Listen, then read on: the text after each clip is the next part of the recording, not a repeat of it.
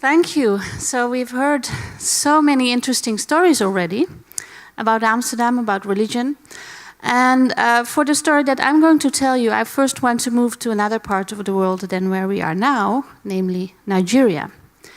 And this gives a different perspective, because as Puyan already told us before, secularization is not the only process that you can observe when you look at development of religion in the modern world. At the same time, in Nigeria, for example, and in West Africa in general, you see that Pentecostal churches are booming. Already since the 1980s, there have been a development of Pentecostal churches that are now also coming to Europe. So let me see how this works. There we go. And this process has been described by some people as a Pentecostal revolution.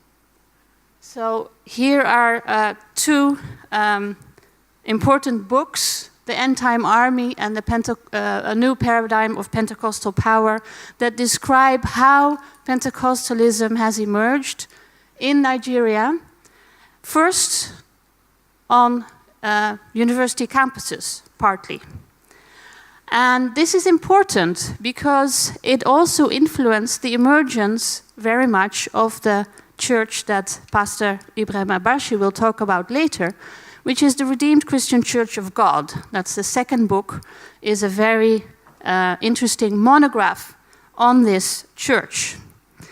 And it's called A New Paradigm of Pentecostal Power because it has become an extremely powerful church in Nigeria. According to the author of this book, Azonto Uka, since the democratization of Nigeria, every presidential candidate has visited the redemption camp to win, well, the favor of the leaders of this church. So it's quite a powerful church. It's led by a former university lecturer, a mathematician, and it has a strategy, again, according to Uka, of reaching out especially to highly educated young professionals, well, yuppies, you could call them. And this has resulted in a phenomenal growth. It's one of the largest Pentecostal churches in the world, perhaps. And it has led to the creation of what some call a city, although the leader of this church doesn't want you to call it a city because it's a camp, which is here symbolized by a couple of pictures of the place where the monthly Holy Ghost night is held. So this is an all-night service where 500,000 people gather every month. Quite unimaginable for Dutch standards, I think. So here you see it empty, but as you can also see, it keeps changing, it keeps growing, so it has to be enlarged every now and then. And this church first came to my attention in around 2007 when I started on a project that looked at the spread of these churches in Europe. I was part of a project that looked at the spread in Germany, in the Netherlands, and in England. But since then, I have actually, every time I go to a place, also for a conference or for any other reason, I've tried to go and visit a parish of this church. Because that is the aim of this church, as you can see here in this mission statement.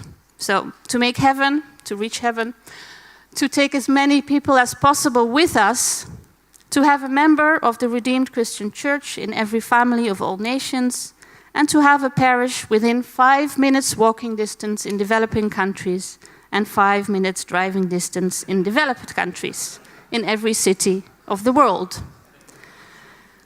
So this sort of changes your perspective on Amsterdam, perhaps. As you can see, the center is in Nigeria, and Amsterdam, well, you don't really see Amsterdam on this map, right? So this is the church that I came to know in one way also through Pastor Ibrahim Abashi.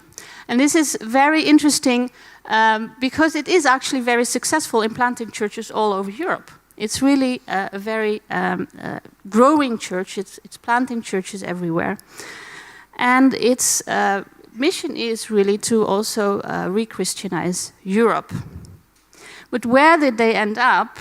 Here in Amsterdam, which is, of course, well, some would say a very secular city.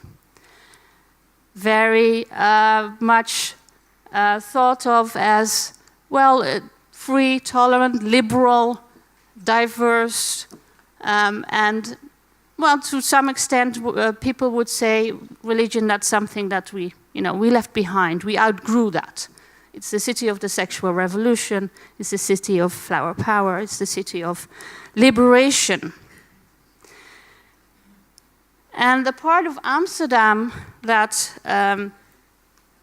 sort of partly symbolizes this as well is the southeast of Amsterdam, first built as a sort of utopian neighborhood without the need of churches. Because, of course, Netherlands is secularizing, the rest of the world will soon follow. We don't need churches anymore.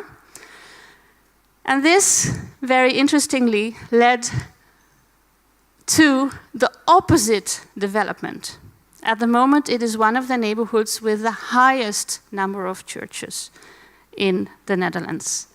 When I was doing research in this area of Amsterdam, I was always collaborating with other researchers trying to count how many, and we couldn't count them because more kept appearing and some disappeared as well, but somewhere between 100, 200 churches are located in this part of town. So if you remember the map that I just showed in the previous slide, you could ask, okay, is this the center of the world, the vanguard of secularization, or is it a missionary outpost?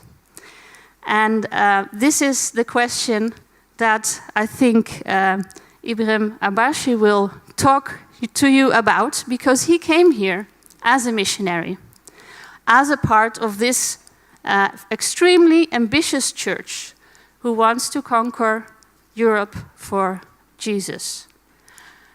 But what he encountered, I think, he will tell us, is different from what he expected.